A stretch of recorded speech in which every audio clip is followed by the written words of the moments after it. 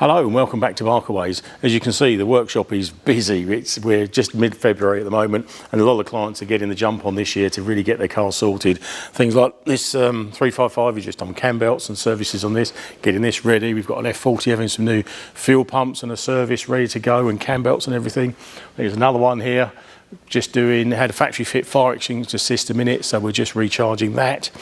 Right down to, for the 430s, service and some minor problems. So things are busy. Now, one of the things that has come in is a 308 with a misfire, and I thought I'd share with you because I've never seen what we found on this car in all the years I've been doing these things. This is a car we've known for many years. It's used enthusiastically by the owner. He does a lot of sort of track days, he does a lot of charity rides with it, things like that. So it's a well-used car, and we've known it for a long time. We did an engine rebuild on it years ago, and he phoned us up and said, I've got a misfire at about 6,000 RPM.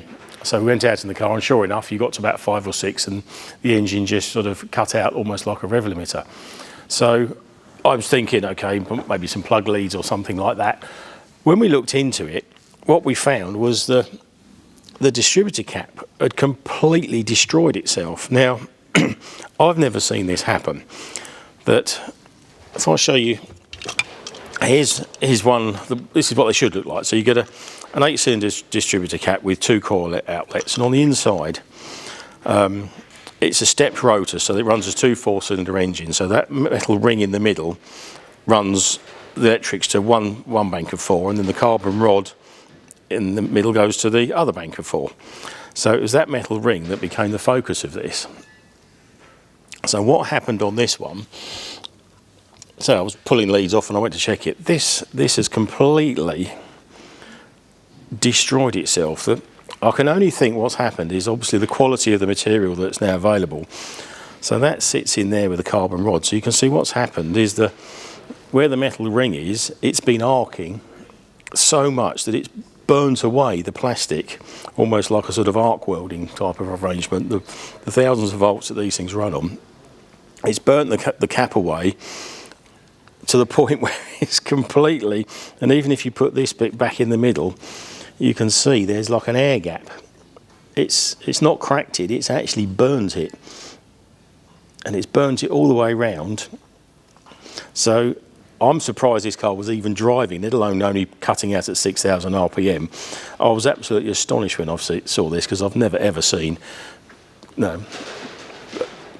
distributor caps get cracked and they get burnt and they get bits and pieces go wrong with them, but you get an odd crack now and again, and you get one cylinder, but to have it completely destroy itself. So the only thing I can think of is obviously substandard parts and where it's been arcing through the plastic. So something you don't see every day. So now we've got a new distributor cap on it, we better go and run it and see if it pulls to more than 6,000 now. This is a car that is used, and say the owner does use it a lot, and it does get wet, so it's actually going for an MOT later on today.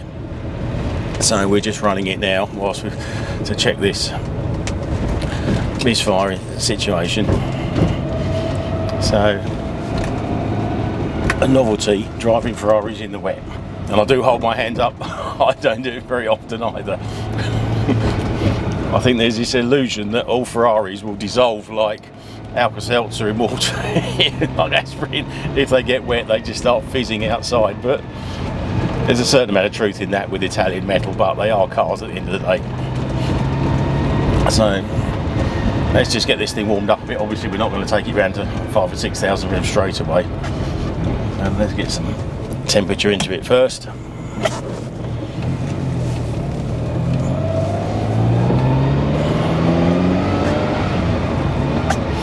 Straight into second gear from cold. As I said before, there's little bits we do to the gearboxes. When we did the engine on this a few years ago, we did the little mods to the gearbox, so straight into second when it's cold. With some headlights on as well, seeing as it is a bit gloomy out here today. And I've always said before, it's how a car drives when you're going slowly in cars. It's not all about the flat out in these, it's how, pulling out where we third gear around the roundabout, low revs, and it's pulling nicely, it's not da da da da da da da da. If you can get a car right going slowly, the chances are it's going to be fine when it's hot. So just bringing it up through the gears gently. It's feeling nice so far. A bit of heat on, a bit of wipers. As you say, there's a lot of Ferraris out that the wipers have never even been used. We've seen cars in for service before, and the screen washer bottle's just full of this like sort of gooey mess because it's just never been used for years. So this one's a definite user.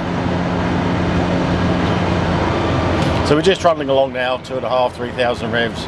Just gauges are all starting to move. We've got some temperatures just starting to move slightly.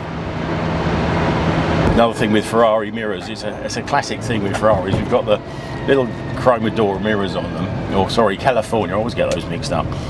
They look good, but you can't actually see very much out of them. All I can see in that one is, I can see more torpedo tube and rear wing than I can cars behind, and the one on the other side, I can't see anything behind, I can just see the door handle. And it's it's a classic thing with Ferraris. They always say you should only be looking forwards anyway, but in day-to-day running, it's handy if you've got an idea of the traffic that's around you. So this is feeling really nice now. This is feeling like a 308 should. We're just, again, still only 2,000 or 3,000 revs, just warming it through the gears. Because it's a bit chilly today, it's going to take a while before the gauges start to move. Right, so we've just come up to another roundabout. We're about 10 minutes in now. I'm sort of gapping the filming. So I've got some temperature into it. Whilst we don't want to stamp on it, on a wet day on XWX tyres, I'll now start to bring the revs up a little bit. That's 4.5. And it's pulling really strongly, so I've got...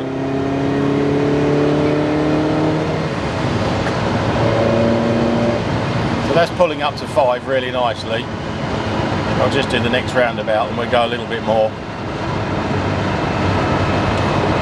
So on a wet, gloomy day with cold tyres and everything, we don't want to be going too mad.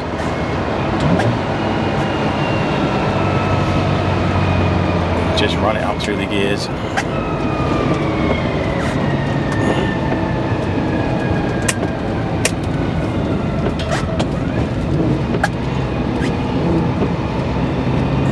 Our second clear bypass as well, so here we go.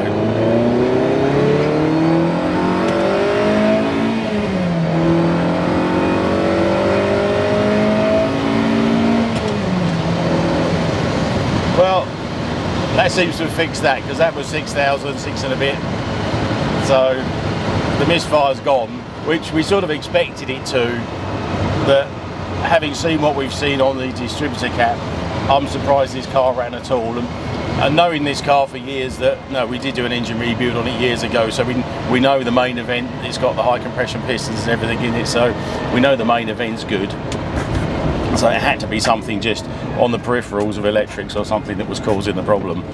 We all know that the 308 fuse boxes and relays and things, 1970s electrics is the cause of most problems. So I think we call that a satisfactory fix. So we can get this one MOT'd and then he's all good to go for the summer.